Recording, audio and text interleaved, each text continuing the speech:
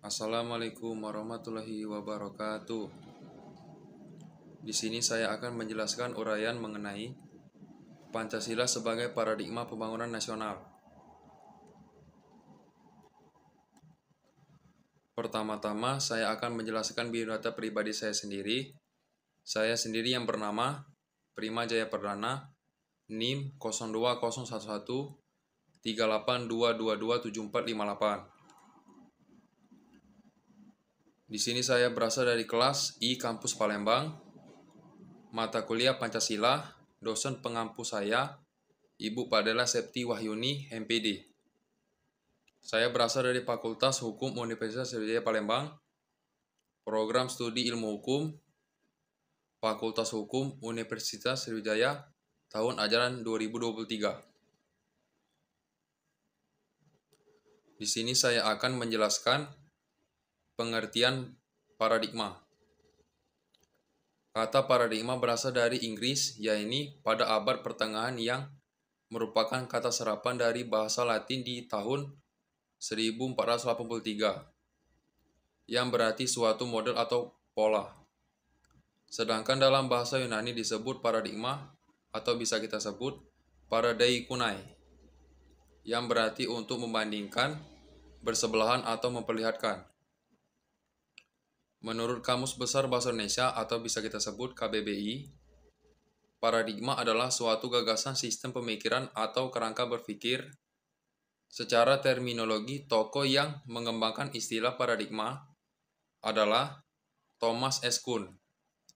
Jadi istilah paradigma sesungguhnya merupakan cara pandang, nilai-nilai, metode-metode, atau pengantar dasar untuk memecahkan segala permasalahan yang dihadapi oleh suatu bangsa di masa yang akan datang.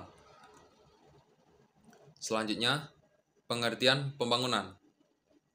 Pembangunan adalah suatu proses berkesinambungan dalam proses ruang lingkup segala aspek dalam kehidupan bermasyarakat, berbangsa maupun bernegara. Pancasila juga sebagai cara pandang terhadap suatu persoalan dalam sebuah proses pembangunan yang dipergunakan dalam penyelenggaraan pembangunan dalam arti pembangunan, baik sebagai proses maupun sebagai metode untuk mencapai peningkatan kualitas hidup manusia dan kesejahteraan rakyat. Selanjutnya, pengertian pembangunan nasional.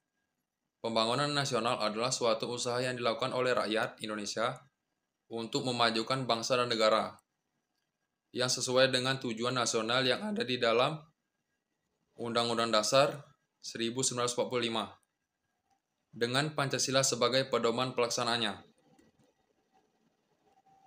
Selanjutnya, Pancasila sebagai paradigma pembangunan nasional. Pancasila sebagai paradigma pembangunan nasional mengandung konsekuensi bahwa dalam segala pembangunan nasional harus berdasarkan hakikat nilai-nilai Pancasila. Pancasila berisi anggapan-anggapan dasar yang merupakan kerangka keyakinan yang berfungsi sebagai acuan, pedoman dalam perencanaan, pelaksanaan, pengawasan, ataupun pemanfaatan hasil-hasil pembangunan nasional. Selanjutnya, contoh Pancasila sebagai paradigma pembangunan nasional sebagai berikut. 1. Pembangunan tidak boleh bersifat pragmatis. Pembangunan itu tidak hanya untuk selalu mementingkan tindakan nyata dan mengabaikan pertimbangan etis. 2. Pembangunan dilaksanakan secara demokratis, melibatkan masyarakat sebagai tujuan maupun untuk pembangunan untuk mengambil keputusan yang menyangkut kebutuhan mereka. 3. Pembangunan diprioritaskan pada penciptaan taraf keadilan sosial, mengutamakan mereka yang paling lemah untuk menghapuskan kemiskinan struktural. Selanjutnya, Pancasila sebagai paradigma pembangunan nasional dalam bidang politik. Indonesia telah menerapkan sistem politik demokrasi dari awal pembentukan Negara Kesatuan Republik Indonesia, bisa kita sebut NKRI. Oleh karena itu, sudah seharusnya pemerintah menjadikan rakyat sebagai pelaku politik, bukan sekedar objek politik. Selanjutnya, Contoh dari Pancasila sebagai paradigma pembangunan nasional dalam bidang politik sebagai berikut. 1. Penerapan keadilan sosial dalam bidang politik. Penerapan keadilan sosial dalam bidang politik yang berarti bahwa semua rakyat Indonesia mempunyai hak dan kewajiban yang sama dalam dunia politik Indonesia. 2. Kebijakan yang pro rakyat. Hal ini dimaksud semua kebijakan yang dikeluarkan oleh pemerintah haruslah kebijakan yang menyetujui dari rakyat. 3. Pelaksanaan demokrasi yang bertujuan mempertahankan persatuan. Hal ini dimaksudkan dalam melaksanakan keadilan sosial dan penentuan prioritas kerakyatan, pemerintahan harus berpegang pada konsep mempertahankan persatuan. Selanjutnya, Pancasila sebagai paradigma pembangunan nasional dalam bidang pendidikan. Pancasila bahwa sebagai pandangan mendasar tentang pokok suatu persoalan dalam bidang pendidikan. Pancasila tidak boleh hanya dijadikan simbolisasi dasar negara, tetapi implementasinya dalam menjalankan kehidupan berbangsa dan bernegara. Dalam segala aspek, salah satunya peran Pancasila dalam pembangunan pendidikan. Selanjutnya, peran-peran Pancasila sebagai paradigma pembangunan nasional dalam bidang pendidikan sebagai berikut. 1. Sebagai paradigma yang kuat dalam penerapan nilai-nilai leluhur di pendidikan. 2. Sebagai acuan nilai-nilai budaya yang diterapkan di bidang pendidikan. 3. Sebagai konteks acuan dalam proses dan pembentukan karakter dan lain-lain.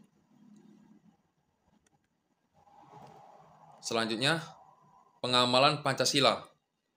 Menurut P.J. Suwarno, dalam Pancasila Budaya Indonesia tahun 1993, meskipun kesila merupakan kesatuan yang tidak terpisahkan, tetapi dalam pelaksanaannya dapat ditelusuri pembedaan intensitas masing-masing sila.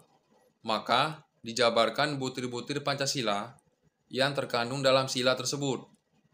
Butir-butir Pancasila pertama kali diatur melalui ketetapan MPR nomor 2/MPR tahun 1978. Setelah era reformasi, butir-butir pengamalan Pancasila disesuaikan ketetapan MPR nomor 1/MPR 2003. Selanjutnya, butir-butir pengamalan Pancasila sila ke-1. 1. Bangsa Indonesia menyatakan kepercayaannya dan ketakwaannya terhadap Tuhan Yang Maha Esa. 2. Mengembangkan sikap saling menghormati menjalankan ibadah sesuai dengan agama dan kepercayaannya masing-masing. 3. Tidak memaksakan suatu agama dan kepercayaan terhadap Tuhan Yang Maha Esa kepada orang lain. Selanjutnya, butir-butir pengamalan Pancasila sila kedua. 1. Mengakui dan memperlakukan manusia sesuai dengan harkat dan martabatnya sebagai makhluk Tuhan Yang Maha Esa. 2. Mengakui persamaan derajat, persamaan hak dan kewajiban asasi setiap manusia tanpa membeda-bedakan suku, keturunan, agama, kepercayaan, jenis kelamin, kedudukan sosial, warna kulit, dan sebagainya. 3. Mengembangkan sikap hormat, menghormati, dan bekerja sama dengan bangsa lain. Selanjutnya, butir-butir pengamalan Pancasila sila ketiga. 1. Mampu menempatkan persatuan, kesatuan, serta kepentingan dan keselamatan bangsa dan negara sebagai kepentingan bersama di atas kepentingan pribadi dan golongan. 2. Sanggup dan rela berkorban untuk kepentingan negara dan bangsa apabila diperlukan. 3. Mengembangkan rasa cinta kepada tanah air dan bangsa. Selanjutnya, butir-butir pengamalan Pancasila sila keempat. 1.